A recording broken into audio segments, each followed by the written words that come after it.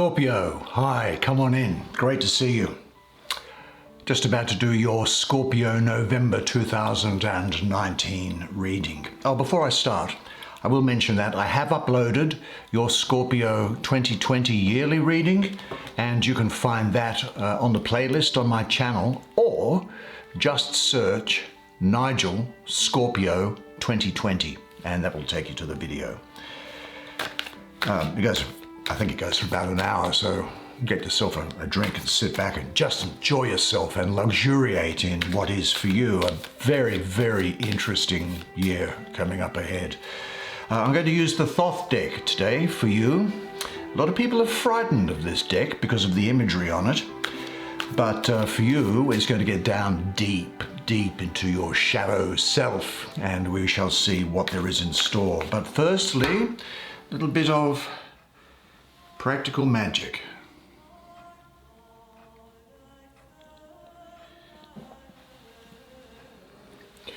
That will do the trick.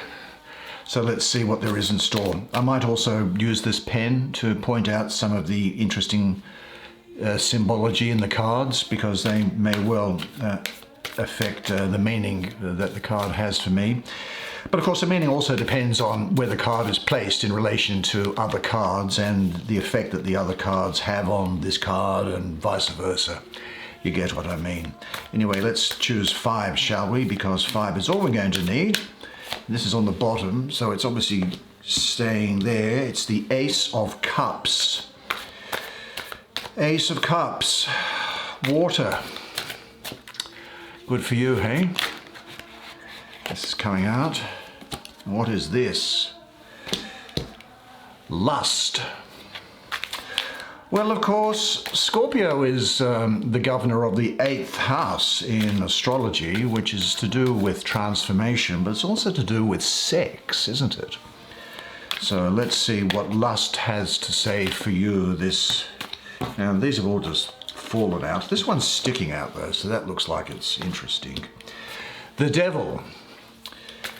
The Devil, Lust, and the Ace of Cups. This is going to be a fascinating month for you. Come on, come on. What's this one? The 10 of Discs, which happens to be entitled as Wealth. So there could be some good luck coming your way, who knows? This is jumped out, and it is Death. Okay. Card number 13, Major Arcana. Why don't you come and sit down next to me, have a look at the imagery, the beautiful imagery on these cards, while I do your reading for you. Okay, here we go. Now, oh, you're going to love this card, Scorpio. Let me just reach behind and pick up this deck, and I'm going to put it down here. Now, I'm not going to use it, but this is a new deck which I've got, and I'm just going to let it sit here and learn. It's a shamanistic practice which I have, which allows the deck to be infused with spirit by watching and learning what goes on here when we do our readings. Let's have a look first at this card, the Ace of Cups. Well, the Lord of the Root of Powers of Water. Scorpio, I see all over it. I think the other person who could be of importance to, well, a couple of other people may be of importance to you during this period. I think a Libra, and I also think Sagittarius. Now, this is the root of the cup, of the suit of waters. It's the seed, it's the potential, and it deals generally with love. The cup of unconditional love is being offered to you. Let's have a quick look at what's happening with it. Here comes the divine light. You may be able to make out the colors that are being refracted, almost like light going through a prism. They are the forms of divine will, of the possible forms of manifestation that can occur. Lotuses and a bunch of other colors around it.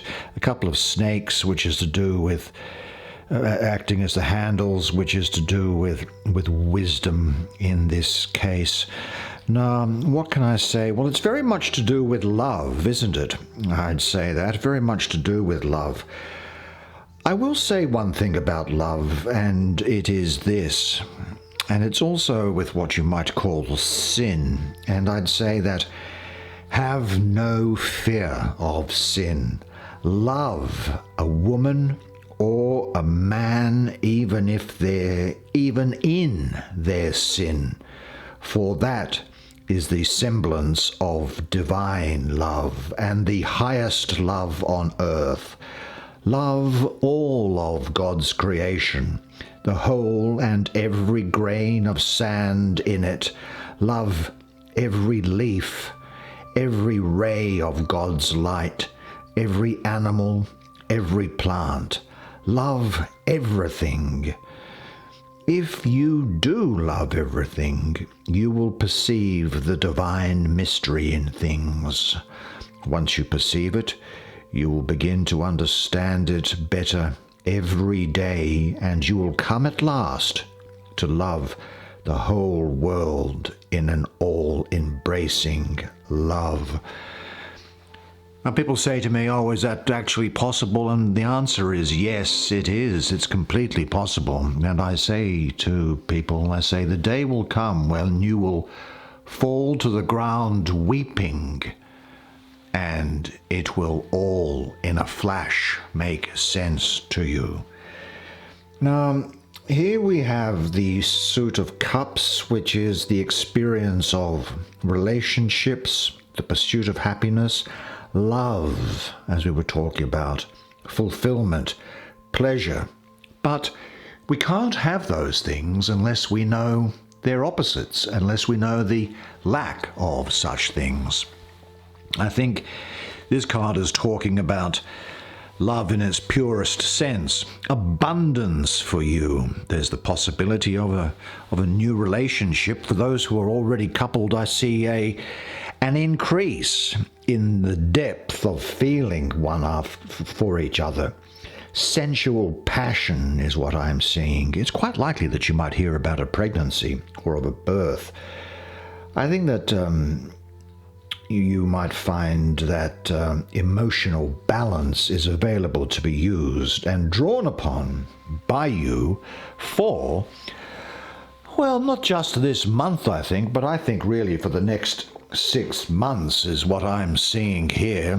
Definitely the case. Such is the strength of this card and its placement in this position. I think there is a good opportunity for new relationships and new romance for those that are there. Now, this card represents unconditional love, so you should also give and forgive unconditionally to get inner peace. Let this card work on you for a while, and have this thought in mind that all-encompassing love fills me and my environment. Beautiful, beautiful way to start November for you. Absolutely beautiful energy coming around you. Well, you might like this one too. This is, of course, the 10 of discs. Now, 10 is a long way away from the ace. Now, the ace is about, well, as we mentioned with the Ace of Cups, it's the seed of the element. But when we get this far down, it is, not so much just to do with standard of living, but it's also the seeds of money. The discs in this suit now are represented by wooden coins. It is, for me, Mercury ruling the third decan of Virgo. You know, that 13th to the 22nd of September period?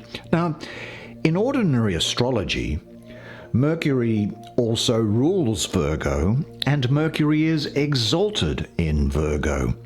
And what we have on these coins here are really different representations of the glyph of Mercury. I noticed, though, that this 10th disc, actually, the way that this image is set out, I won't go into it now, but it's actually set out like the Kabbalistic, the Kabbalah, the tree of life in Kabbalah. This 10th disc, which is usually associated with material reality. It's larger than all the other discs, and this is saying that money can sometimes even be a burden, and a lot of money can be a burden. I think, though, that what we have with Mercury here for you is good communication skills, and being in Virgo provides you with good organizational skills. So there is success and abundance, the seeds for success and abundance here. I think that what I'm getting is richness, abundance, wealth, prosperity. Now there's a possibility of, and just the possibility of, an inheritance. And I don't normally condone gambling at all, but I would take a minimum bet on something because there's a great degree of luck associated with unearned income in relation to this card. So maybe buy a lottery ticket, just one, because if you're going to win it, you're going to win it. But I am getting a feeling of unearned income coming up as a result of this.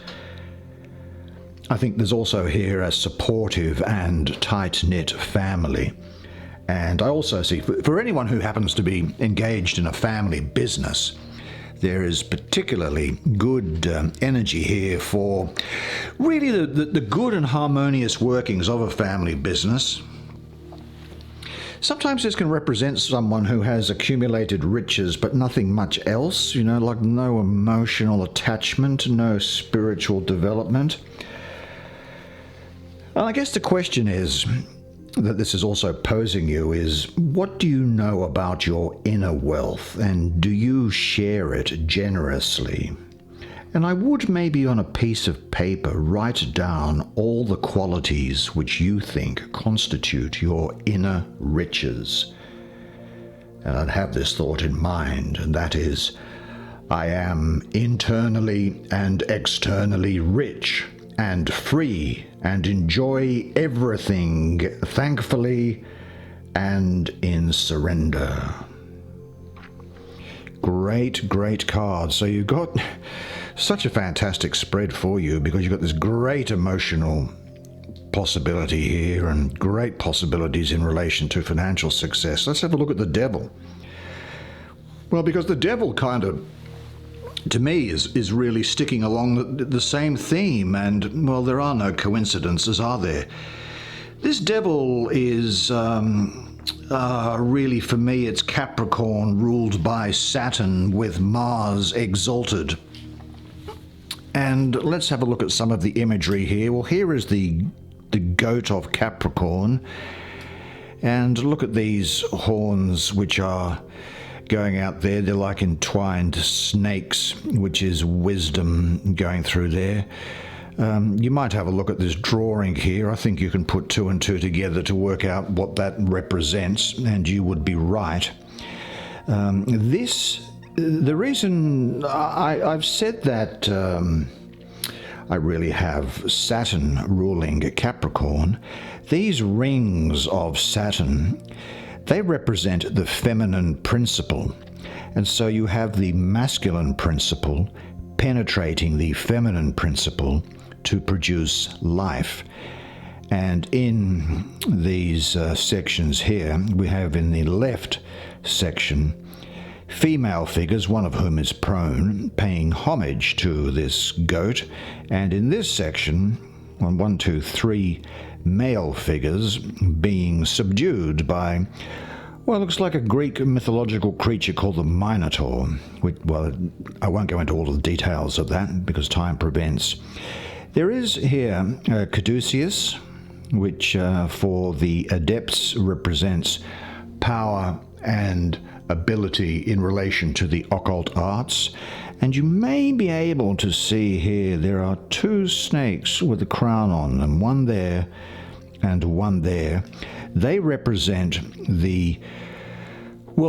the ancient days, like 3,000 years ago, the split kingdom of Egypt, northern Egypt and southern Egypt, which then became unified. And so this card is a lot about unification.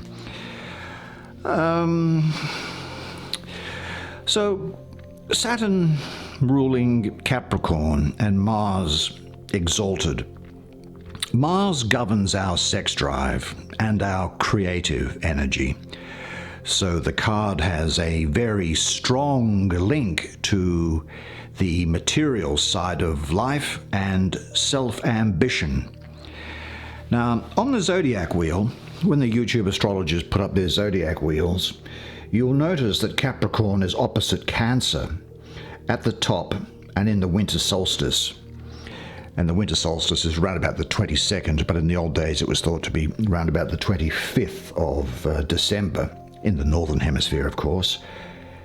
And that, of course, is a date that was important to a whole number of figures in religious history, such as the Christ figure, born on the 25th, so it is said, the figure of Mithra from out of Iran, born on the 25th of December, Dionysus from Greek mythology, born on the 25th of December, and it goes on and on and on.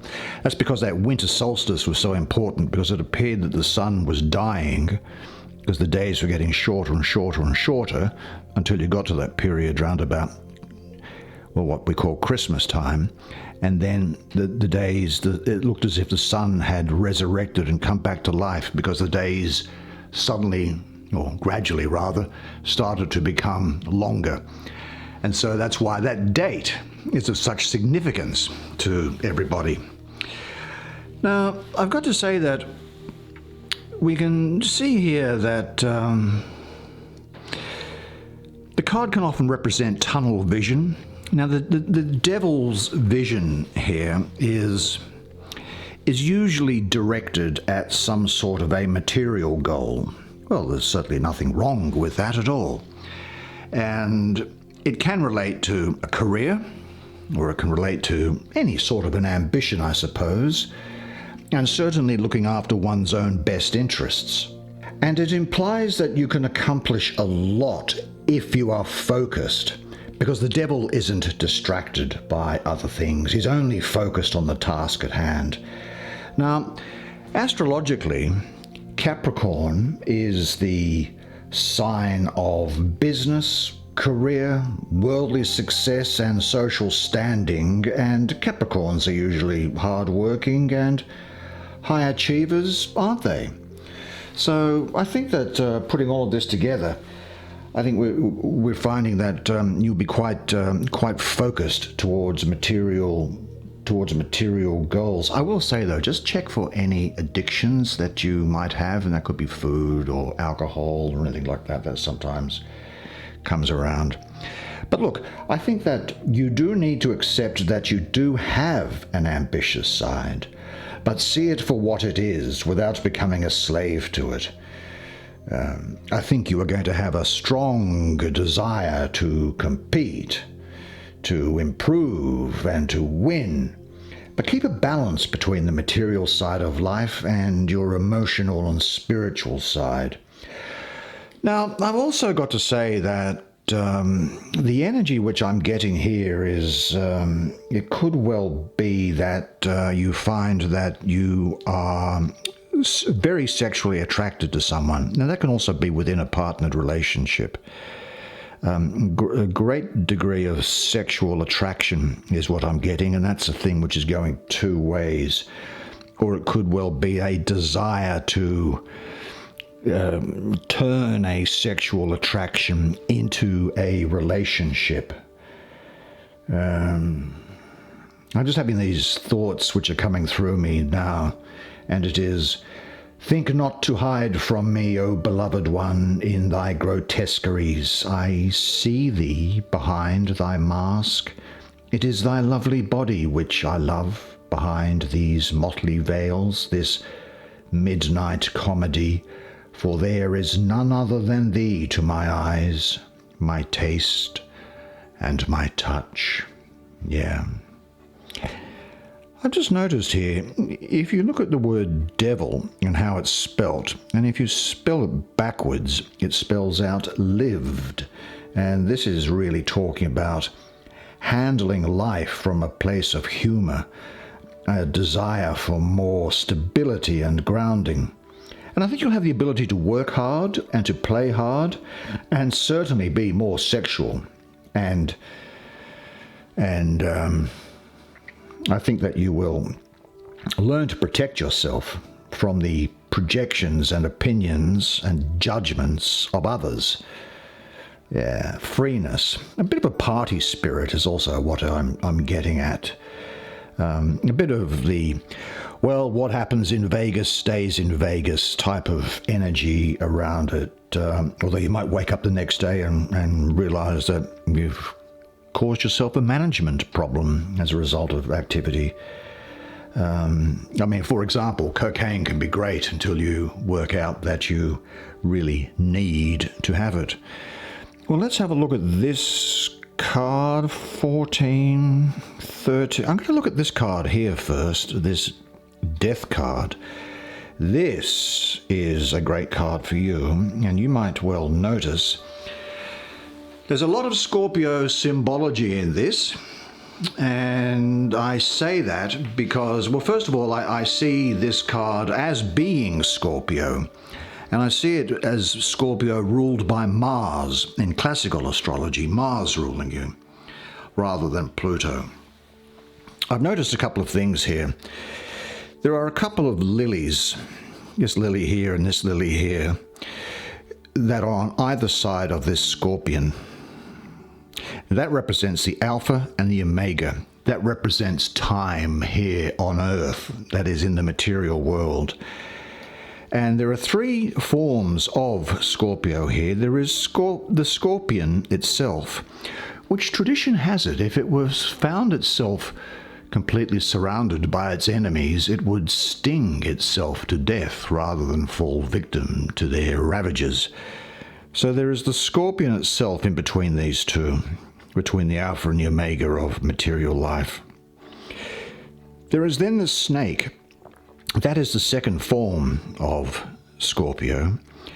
And then here we have the eagle, and that is the exalted form.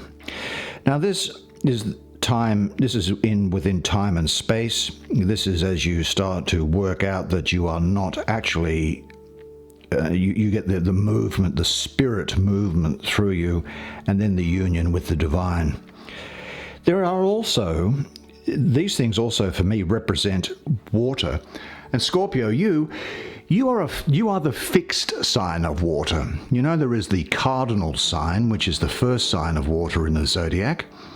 And then there is the fixed sign with you, and then there is the mutable sign, being Pisces, that follows you. Well, you are the fixed sign. You're the most, well, grounded, if I can put it, sign of water. And there are three forms here. First of all, you have the scorpion with a hard shell, which is very material, and you might say it's ice, so it's a solid.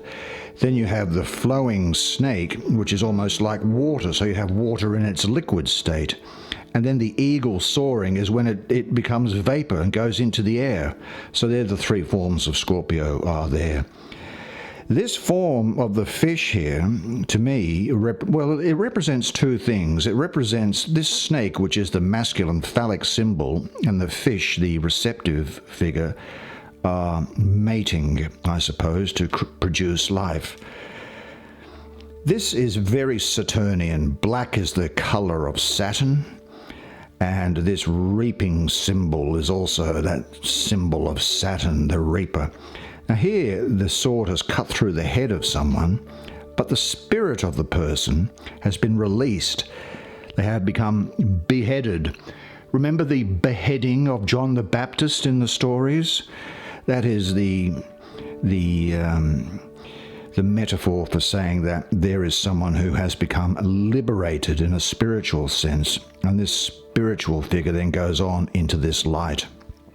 There are contained within these bubbles, these souls of other figures, because this figure here cuts through this netting, but it allows people to go through into the other life. Well, that's all very interesting. What does it mean for you? Now, as I say, Scorpio ruled by Mars. Now, Mars here is the planet of fiery energy in its lowest form, which is necessary to provide the impulse to change. And I think what we can say is that I'm just having this thought, thou art the death of me, I am slain in my love for thee, O devouring serpent, O immortal python, O crushing wisdom. This is about transformation. It's change, which is either voluntary or involuntary. And it may be something which is also very subtle. It may be something which is undergoing you that you may not even be aware of, and it may be something which is very unexpected. It could be that you get released from something by the destruction of something else. I think it's also about you facing your fears and breaking limits.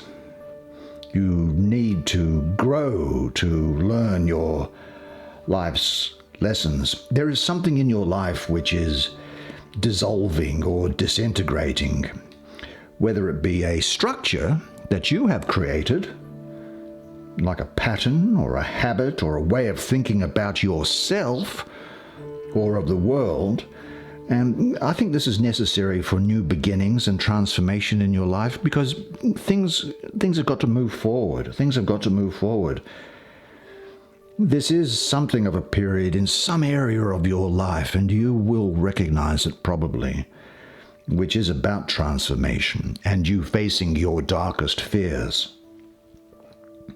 But remember that the darkest hour is just before the dawn. Now, in order to grow and abandon the old, death is your protection against stagnation.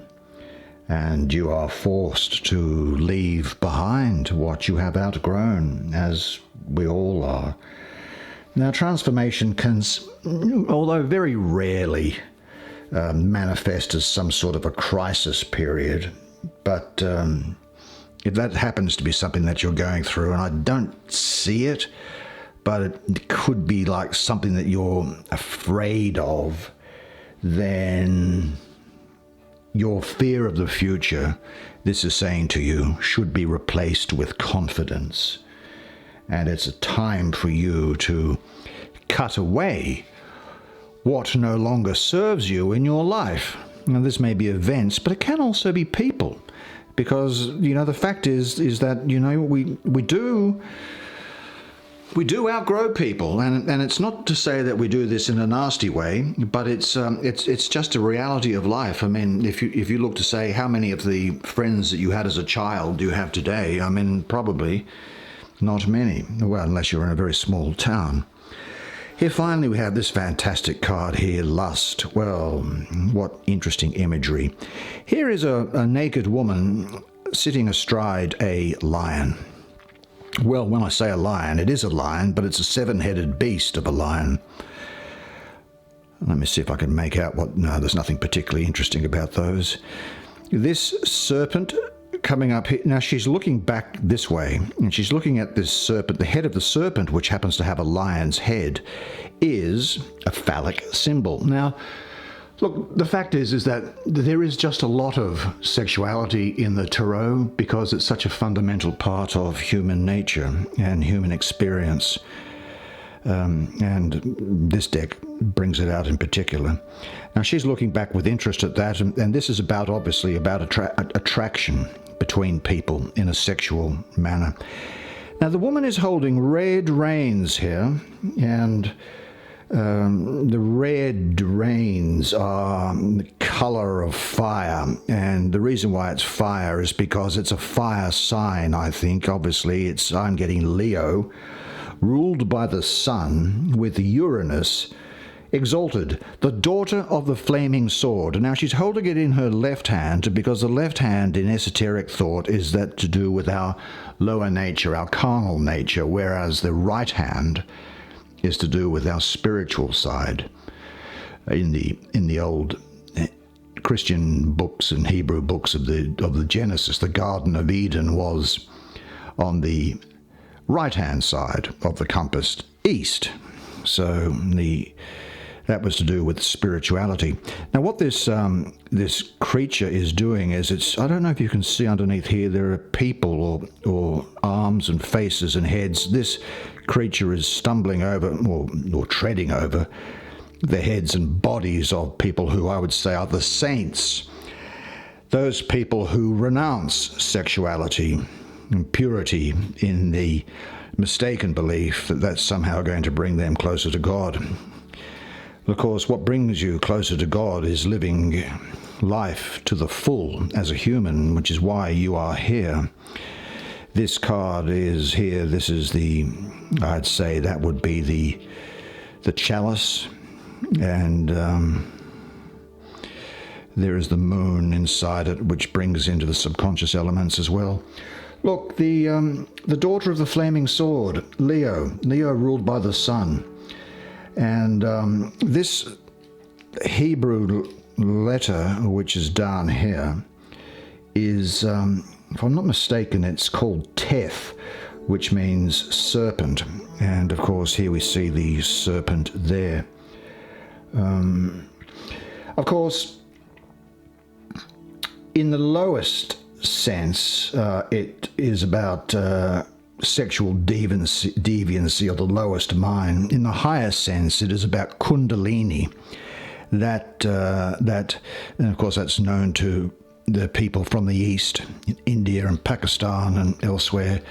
That energy that builds up within the body, which is sexually activated and brings to the enlightenment of the person through the head chakra and the opening of the 1,000-petaled lotus, so to say.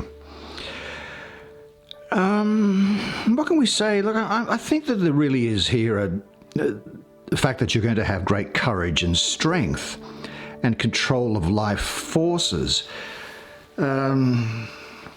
I really am getting, again, following on from this devil card, I really am getting here the possibility of a great love affair, or of a deepening of a love between people.